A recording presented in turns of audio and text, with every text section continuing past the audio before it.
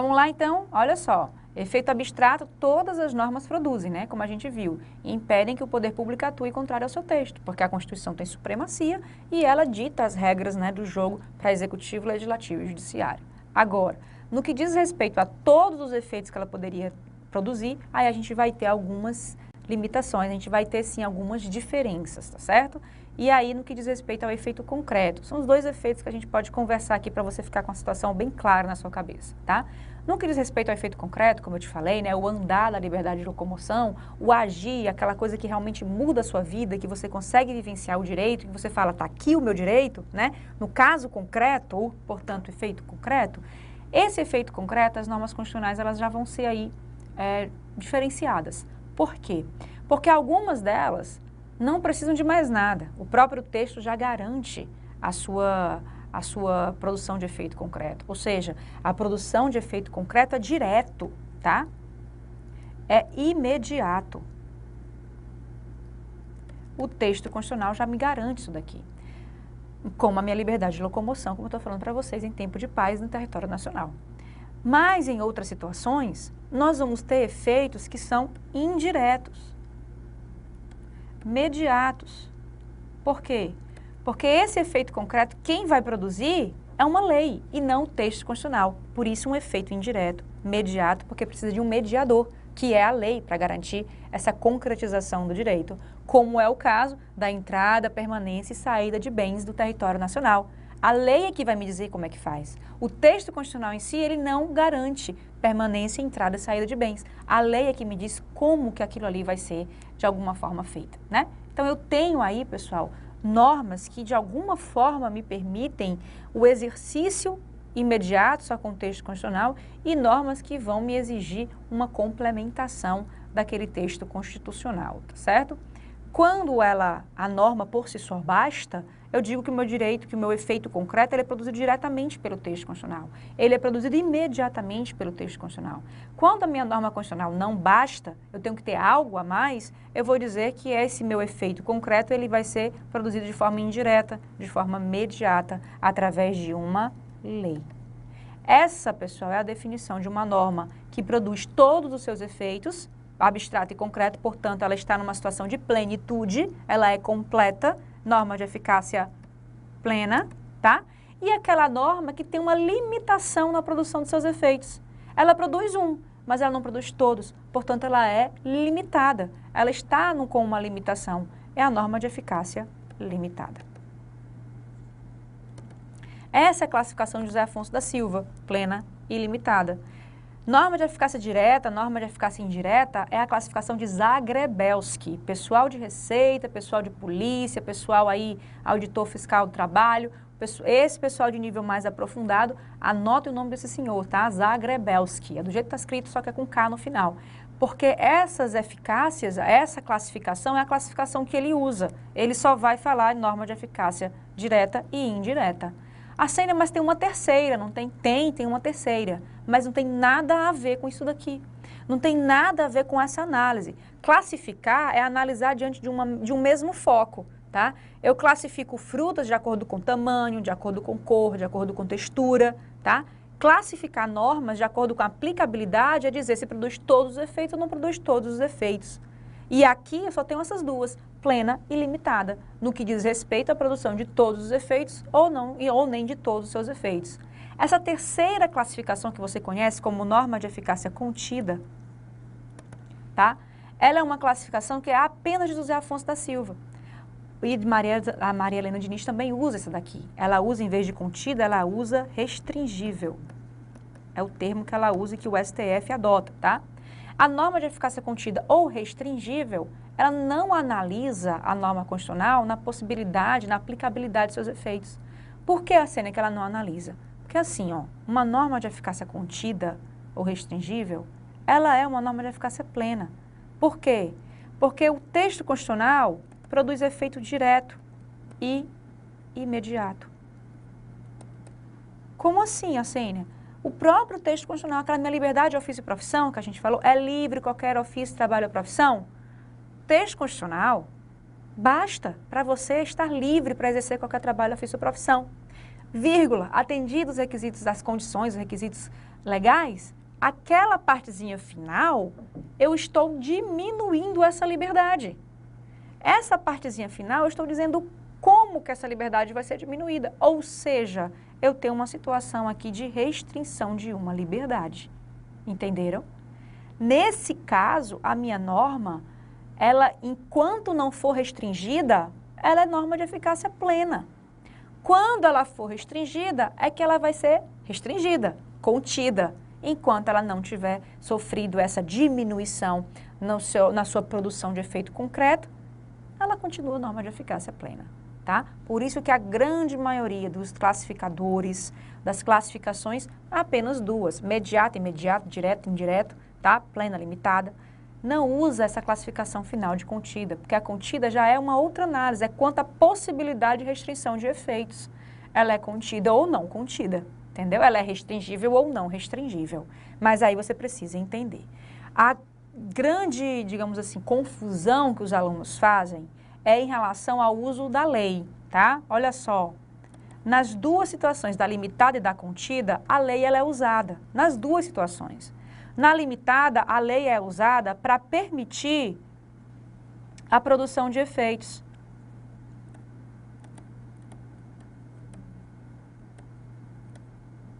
Tá? Na limitada, essa lei ela é usada para permitir a produção de efeitos. Na contida, essa lei ela não é usada para permitir a produção de efeitos, porque o efeito já está sendo produzido. Ela é usada, pessoal, para diminuir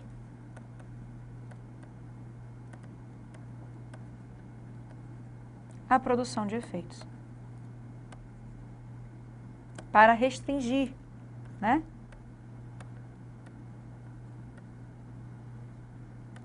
Para conter a produção de efeitos. Ambas as normas, né, os dois tipos de norma, usam leis. Os dois tipos de normas se fazem, né, se lançam mão da lei para poder conseguir, digamos assim, ser o que elas são, né? A limitada produzir os seus efeitos através de uma lei e a contida diminuir os seus efeitos através de uma lei. Mas digamos assim, a finalidade dessa lei é diferenciada. Por conta disso, são normas completamente diferentes, tá certo? É livre a liberdade de locomoção no território nacional em tempo de paz. Perfeito. Minha liberdade de locomoção em tempo de paz é livre para qualquer um, tá? A entrada, a permanência, a saída de seus bens é regulada por lei. Então, ali eu tenho uma norma de eficácia limitada. Porque entrar, permanecer e sair com bens, que é outra situação de locomoção, não é locomover-se, são outros 3 tipos de atuação, né? São outros 3 tipos de direitos, ali precisa de lei. Se naquela mesma norma estivesse dizendo, podendo a lei restringir a locomoção em tempo de paz, eu ainda tinha aí uma hipótese de norma de eficácia contida, porque eu teria a possibilidade de restrição. Como a Constituição não permite, não temos, né? Essa é a ideia final que você precisa ter na sua cabeça. A aplicabilidade das normas constitucionais é assim que você tem que entender. E aí a gente tem aquelas que eu venho falando desde o começo do curso, né? Que são mais cobradas, a contida como a nossa liberdade de ofício e profissão, né? Uma clássica, está sempre em prova, perguntando se é de eficácia plena, limitada ou contida, a liberdade de profissão, a ideia do tratamento diferenciado entre homem e mulher, né? Não tem tratamento diferenciado, apenas nos termos da Constituição, quando ela trouxer norma de eficácia limitada e norma de eficácia plena ao mesmo tempo. Assim, como assim? Porque o seu tratamento não vai ser diferenciado. Está garantido o seu tratamento diferenciado. Só quem pode diferenciar é a Constituição. E a Constituição tem que dizer quando é que vai ser diferenciado. E nesses casos é que vai ser limitado, porque eu tenho que ter uma lei dizendo como é que vai ser essa diferença, tá? Mas aquela regrinha que homem e mulher são tratados de forma igual, são tratados de forma igual. A regra é que se não houver uma lei dizendo como, eles são tratados de forma igual, tá? Então, a grande dificuldade, eu sei que a grande dificuldade não é você entender isso daqui. Isso daqui, pela minha experiência lá de aula, eu consigo passar e os meus alunos captam muito bem. Mas a questão é você conseguir, na hora da prova, analisar aquela norma e dizer se ela é de eficácia plena, limitada ou contida. E aí a sua pergunta é, o texto constitucional basta para garantir a propriedade, por exemplo? Está garantida a propriedade? O texto constitucional basta? Basta. Quem tem propriedade está garantido. A propriedade deve cumprir a sua função social. O texto constitucional basta? Não. Porque eu tenho que ter uma lei me dizendo como que essa função social vai ser cumprida, né? Então, é uma norma de eficácia limitada. Inclusive, José Afonso da Silva indica isso no livro dele, que é uma norma de eficácia limitada. Tem gente que diz que a norma de eficácia é contida, porque diminui o direito de propriedade. Mas, atualmente, majoritariamente, não diminui o direito de propriedade, sim é uma condição para se ter o direito de propriedade, né? Então, não haveria aí uma diminuição, e sim uma norma de eficácia limitada, porque eu não sei o que é função propriedade. A função social, ela tem que ser definida em lei. Então, analisem, tá? Resolvam questões envolvendo isso daqui. Muitas bancas estão cobrando isso daqui, principalmente o CESP, ó, essa parte geral, do que é aplicação e do que é aplicabilidade, essa diferença de produzir efeito e da capacidade de produzir efeito. Toda norma constitucional produz efeito, mas nem todas as normas constitucionais produzem todos os seus efeitos. E aí, essa parte final aqui é só mesmo para você conseguir entender o que é uma norma de eficácia plena, limitada e contida. Mas você vai precisar resolver muita questão em cima disso daqui para você realmente fixar isso na cabeça. No mais, eu estou aí, tá? Pode mandar e-mail para mim direto, que eu respondo na mesma hora para você conseguir ficar seguro nisso daqui, tá certo? Eu sei que dá essa palpitação. E, infelizmente, é uma matéria que está sendo cobrada praticamente em todos os concursos. Antigamente era apenas nível superior, agora até nível técnico, tá? Nível médio, estão cobrando isso daqui. Então, dá uma analisada, dá uma estudada bacana, que isso aqui é necessário para vocês. Voltando aqui, ó, parágrafo 2º. Os direitos e garantias expressos nessa Constituição não excluem outros decorrentes do regime e dos princípios por ela adotados, ou dos tratados internacionais em que a República Federativa do Brasil seja parte. Ou seja, o artigo 5º da Constituição não esgota todos os direitos fundamentais. Eu posso ter, tá, os direitos expressos na Constituição, não exclui outros decorrentes do regime e dos princípios por ela adotado. Ou seja, eu posso ter em outros capítulos da Constituição Federal outros direitos e garantias fundamentais, sem problema nenhum. E ainda, eu posso ter tratados internacionais em que a República Federativa seja parte, eu posso ter tratados internacionais trazendo novos direitos fundamentais, tá certo? Sem problema nenhum de tratados internacionais, portanto, trazendo aí direitos fundamentais para a gente, tá certo? Então, tratados internacionais em que a República Federativa seja parte, portanto, nós temos aí também essa possibilidade de acréscimo de direitos fundamentais. Em relação a esses tratados internacionais de que a República Federativa é parte, nós temos que falar aqui do parágrafo 3º. Quanto tempo eu tenho, Alan? 20 minutos ainda? Então, vamos lá. Olha só, os tratados e convenções internacionais sobre direitos humanos que forem aprovados em cada caso do Congresso Nacional em 2 turnos, por 3/5 dos votos dos respectivos membros, serão equivalentes às emendas constitucionais. Isso também foi incluído pela emenda 45, tá certo? E vejam só o que eles falam. Os tratados e convenções internacionais que versem sobre direitos humanos, necessariamente, eles são aprovados no Congresso Nacional, em regra, pelo artigo 49, inciso 1º, tá? Antes de 2004, eles eram aprovados pelo artigo 49, inciso 1º, que trata de uma competência exclusiva do Congresso Nacional, que ela é, né, materializada, ela é exercida através de um decreto legislativo. Processo legislativo com aprovação por maioria simples e sem sanção ou veto, ok? Esse é o que o artigo 49, inciso 1º está falando. O meu parágrafo 3º do artigo 5º, ele vem permitindo a aprovação de tratados internacionais pelo quórum de uma emenda constitucional. Olha só, em 2 turnos, por 3/5 dos votos dos respectivos membros. Então, no meu artigo 5º, parágrafo 3º, eu tenho a possibilidade dos tratados de convenções internacionais serem aprovados pelo quórum de uma emenda constitucional. Não é como uma emenda constitucional, é diferente, tá? É através do quórum, 2/5, quórum é a maioria que eu preciso, né? A deliberação necessária, 2 turnos em 3/5 dos votos. Então, 2 turnos com mais 3/5 dos votos, ok? Essas são as minhas 2 formas de aprovação de tratado internacional. Lembrando que esse daqui, ó, é exclusivo para direitos humanos, tá? E vejam só, Quando eu falo que forem aprovados, não necessariamente todos os tratados de direitos humanos precisam passar por esse quórum.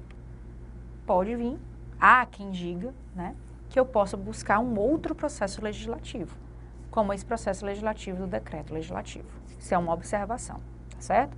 A regra que você tem aqui no nosso parágrafo 3º, no texto da Constituição, é que nós temos duas formas de aprovação de tratado internacional.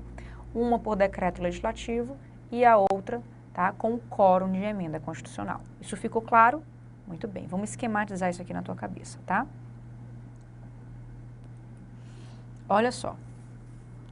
Atualmente, tá, no Brasil, nós temos um marco que foi a nossa emenda constitucional de 2004. Antes de 2004, os tratados internacionais, eles eram aprovados só por decreto legislativo. 49, inciso 1º. E aqui entravam os decretos, os tratados internacionais de direitos humanos e aqueles que não versavam sobre direitos humanos. Depois de 2004, nós vamos ter agora duas formas de aprovação de tratados internacionais. Decreto legislativo, 49, inciso 1º, e 2 turnos com 3/5 dos votos, tá? Artigo 5º, parágrafo 3º. Esse daqui é só para direitos humanos. Esse daqui, vamos colocar tratados que não sejam de direitos humanos. Vamos deixar assim, tá certo? Para você conseguir entender. Depois eu volto lá à minha observação.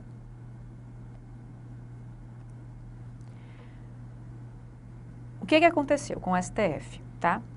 De 88 a 2004, eu tive vários tratados internacionais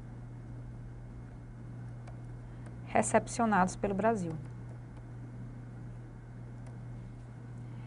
E de 2004 até a atualidade, eu também tive tratados internacionais recepcionados pelo Brasil. Nesse período aqui, ó, existiu uma discussão muito grande. Nesse período, ó, de 88 a 2004, existiu uma discussão muito grande. Olha só como é que era a discussão.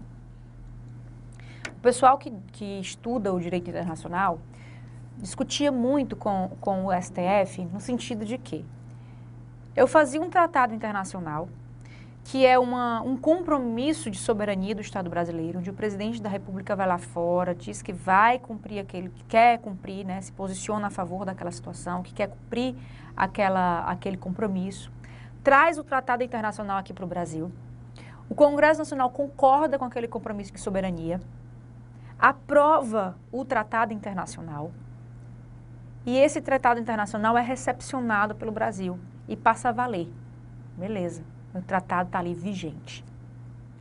E aí, pessoal, uma lei ordinária, né, no termo ordinário, uma lei ordinária vem, é criada depois da recepção daquele tratado, trazendo uma disposição contrária àquele tratado, e aquele tratado é reformado. E aquele tratado deixa de valer, ele é suspenso pelaquela lei ordinária. Ou seja, nessa situação aqui, um tratado internacional de direito humano, lembra da diferença entre direito humano e direito fundamental? O núcleo é o mesmo. A mudança é apenas na forma de exercício, nós já conversamos sobre isso. Mas o núcleo é o mesmo. Direito da mulher, da infância, da adolescência, tudo isso daí é direito humano, como é também direito fundamental. O direito fundamental está na Constituição, o direito humano está no tratado. Aí eu venho com um tratado internacional de direito humano, nesses casos aqui, contra uma lei ordinária. E quem prevalecia? A lei ordinária. Porque aqui, ó, era maioria simples e aqui era maioria simples. E a mesma matéria não pode ser tratada de forma diferente. E o que valia? A cronologia. Se o tratado vinha antes e a lei ordinária depois, esse tratado aqui, ó, ele era suspenso. E a lei ordinária ficava, né, vigente, ficava válida. era ela que deveria ser seguida. E isso daqui, para quem estuda direito internacional, era uma facada no peito. Porque como é que pode o Brasil, exercendo a sua soberania, assumir um compromisso exterior, esse compromisso é recepcionado e não é colocado para frente por conta de uma lei ordinária? Digamos, né, o menor quórum existente conseguia desfazer todo um compromisso de soberania do Brasil. E aí esse pessoal discutia muito no STF e o STF dizia, eu não posso fazer nada. É o que a Constituição diz. A Constituição fala que tratado internacional devem ser recepcionados de acordo com o 49, inciso 1º, resolvido definitivamente, né? Resolver definitivamente sobre tratados, enfim, a 49, inciso 1º. E o 49, inciso 1º é decreto legislativo. O decreto legislativo é maioria simples, e a maioria simples é a maioria simples da lei ordinária. A lei ordinária vai prevalecer se ela vier depois. Eu não posso fazer nada. Só uma emenda constitucional para nos salvar. E aí, em 2004, vem a nossa emenda constitucional 45. Inserindo essa possibilidade e permitindo que esses tratados de direitos humanos fossem equivalentes à emenda constitucional. Enquanto que esses daqui continuariam equivalentes a uma lei ordinária. Traz, portanto, as duas possibilidades. Decreto legislativo equivalente à lei ordinária. Lei ordinária poderia alterar. 2/3 com 3/5 equivalente à emenda constitucional. Só uma emenda constitucional para alterar. Beleza, resolvemos o problema. Sim, porque surgiu um outro problema com isso daqui. Qual foi o outro problema? O que é que eu faço com esses tratados de direitos humanos que foram recepcionados em cima do quórum do artigo 49, inciso 1º? O que é que eu faço com eles? Enquanto que eu tenho agora tratados internacionais de direitos humanos com equivalente à emenda constitucional, eu vou ter também a mesma matéria com uma outra proteção. Isso aqui é inviável por uma segurança jurídica, é inviável por ordenamento jurídico. Uma mesma matéria tratada de forma diferente. STF faz alguma coisa, e o STF fez. O que o STF fez? Ele fez o seguinte, lembra da pirâmide? Que a Constituição Federal está aqui e as leis estão aqui? O STF abriu um espaço entre a Constituição e as leis. E ele disse assim, ó, esse espaço aqui é um espaço infraconstitucional, mais supralegal. Deve respeito à Constituição, ou seja, não altera a Constituição Federal, mas altera as leis. É infraconstitucional, então não pode alterar a Constituição. Como está acima das leis, altera o nosso ordenamento jurídico, altera as leis. Nesse espaço aqui, eu vou colocar os meus tratados internacionais de direitos humanos aprovados de acordo com 49, inciso 1º. Eles estão aqui, nesse espaço. Os meus tratados de direitos humanos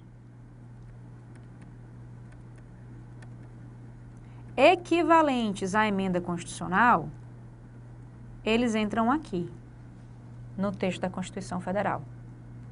E os meus tratados internacionais, que não são, olha o não, de direitos humanos, e logicamente aprovados, né, de acordo com 49, inciso 1º, eles ficam aqui. Equivalente a essas leis ordinárias. Ficou claro? Deu para a gente entender? Atualmente, portanto, é essa forma como o STF enxerga o nosso ordenamento jurídico no que diz respeito aos tratados internacionais. Nós temos tratados internacionais de natureza legal, tá? Equivalentes a leis ordinárias. Nós temos tratados internacionais de natureza supralegal, que são os meus direitos humanos aprovados em 49, inciso 1º, e nós temos tratados internacionais equivalentes à emenda constitucional, que são aqueles que envolvem o quórum de emenda constitucional. Temos, portanto, 3 formas, 3 naturezas de tratados internacionais dentro do nosso ordenamento jurídico. Isso serve para quê? Serve para a gente organizar a regulamentação dessas matérias. Por exemplo, se eu tiver um tratado internacional supralegal, tratando de uma matéria como diz respeito à prisão por dívida, como o Pacto de São José da Costa Rica faz, esse tratado internacional que fala que não tem prisão por dívida e só tem prisão alimentícia, ele vai suspender todo esse ordenamento jurídico que tratar de prisão por dívida. Então, um tratado internacional, tá? De direitos humanos, supralegal, comparado às leis que existem no nosso ordenamento jurídico, se ele vier prevalecendo e essas leis estiverem contrárias ao seu texto, não importa se ele veio antes, se ele veio depois, o que aconteceu, o que importa é que ele prevalece, porque ele está acima das leis. Então, nesse caso, os tratados internacionais supralegais, que são quem? Os equivalentes, os aprovados com 49, inciso 1º, tá? De direitos humanos. Então, os tratados internacionais supralegais, aqueles aprovados com 49, inciso 1º, que versam sobre direitos humanos, eles vão sempre prevalecer em detrimento das leis abaixo deles, ou seja, das demais leis que não sejam a Constituição Federal. Sempre prevalece esse tratado internacional. Toda vida que eu tiver um conflito entre lei e tratado internacional supralegal, o supralegal prevalece. E a minha lei, ela vai ser o quê? Suspensa. Ficou claro? Pessoal, eu acabei de te explicar o chamado controle de convencionalidade.